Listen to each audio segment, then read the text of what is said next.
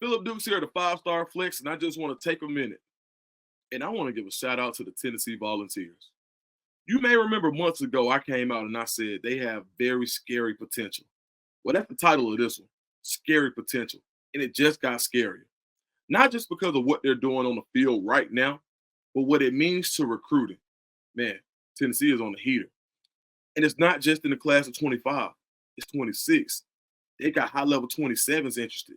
And now you're not just beating the Kentuckys of the world. No disrespect to Kentucky, but now you're beating Georgia, you're beating Bama for kids, and you're going to continue to because now you're recruiting on a national level, and you just did something on a national stage. You beat Bama in front of everybody. Bama had all of the momentum in the world. I mean, it looked so scary after Bama beat Georgia. Then some of the luster of that win, they lost it when they lost to Vandy. And so this was a game that Alabama and Tennessee both needed to kind of take that next step when it comes to recruiting. Well, it would have kept Alabama kind of status quo and maybe pushing for that first class. And I don't think that it took them out of there. But what I do think is that loss to Tennessee catapulted Tennessee, the atmosphere. When you look at the excitement that was going on in the stadium, Neyland was rocking. It might have been 120,000. Who knows? It sounded like 150. The way they played, you play gritty defense. You keep your team in the game when your quarterback gets injured. You figure out a way to run the ball. Like, these are things that look good to recruits. Linebackers flying around. Well, guess what? You got linebackers in attendance that are looking and saying, man, that could be me one day. So now Tennessee, who has already established that they will come second to none when it comes to NIL, they're going to put that money in the right places. See, now you're not overpaying because Tennessee isn't where they used to be. You don't have to overpay. You say we're not going to be beaten. We're going to out-recruit people.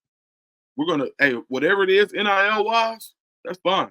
But we're going to recruit you because this is somewhere that you want to be. When I talked about the national impact that this has, let's just look at some of the guys in attendance. Former Bama commit and current Tennessee commit, Jaden Harmon out of Rome, Georgia. Lagonza Shady Hayward, who just took a visit to Georgia not too long ago, and we'll talk about that in a few. Georgia. Desan Bram, tight end. Everybody in the world's after him. Kansas. Jack Van Dorselaar, Texas. David Sanders, North Carolina. Brandon Anderson, who committed, 26. I'm going to get to him in a minute. Georgia.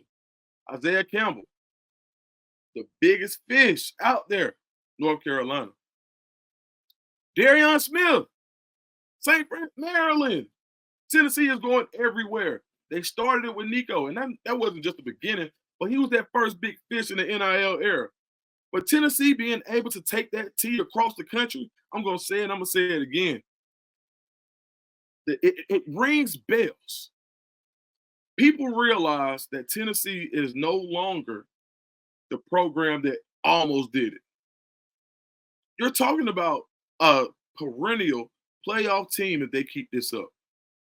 And the way that they recruit. So now go look at so you already got your trigger man now. You got a quarterback in George McIntyre, right? In the 25. 26, you got the guy, Faison. Now you got 27 guys that are looking at Tennessee. Now you're looking at the number one athlete or the number one player in the class, Zion Ely. He's looking at Tennessee. It's early for him.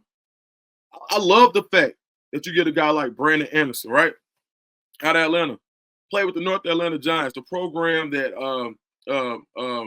my man Brandon Jacobs from the New York Giants, his little league program, his son played with him. But look at everybody else: Dylan Lewis, Tyler Redmond, Justin Baker, Eden Utley. Like you're creating a state in Atlanta. So you got the pipeline from Atlanta, you got North Georgia, Austin Howard. Where is he from? Mississippi State commit. Who I'm favoring Tennessee right now. Memphis. So and you have that pipeline in North Carolina who always puts out these hell of a players, highly ranked players.